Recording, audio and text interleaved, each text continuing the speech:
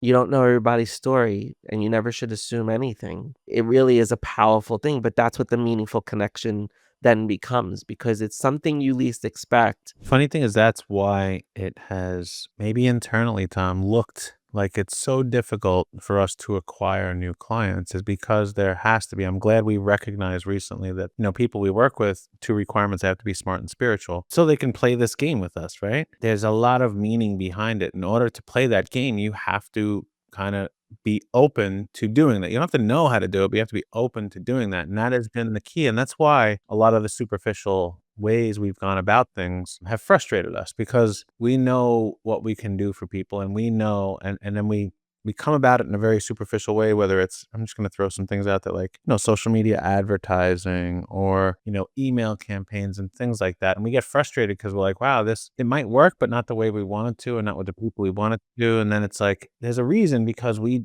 just don't operate that way. That's why the majority of our clients stay with us for a very long time, if not forever.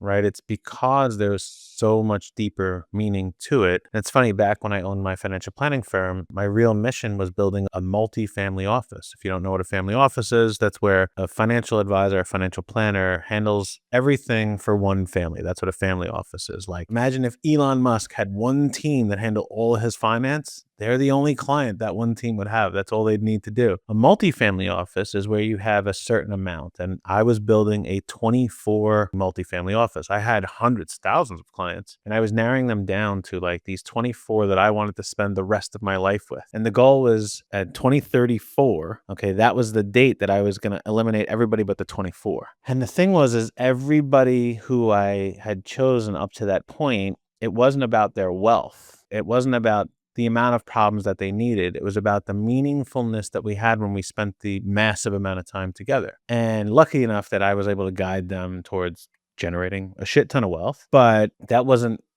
the origin point. The origin point was never like, oh, you have a lot of money and I can really help you with a lot. The origin point was like, oh, we're on the same frequency. And if we spend time together, we can all win even more. And it's just changed over to here now in a different way. Instead of dealing with balance sheets, even though we still deal with balance sheets and P&Ls and all that, it's not so much on investments and, mitigating tax exposure and planning out distribution strategies and how do we sell our business with the best EBITDA. And I'm not doing all that stuff anymore, but it's more about the person. So there's a different plane that I get to play on now.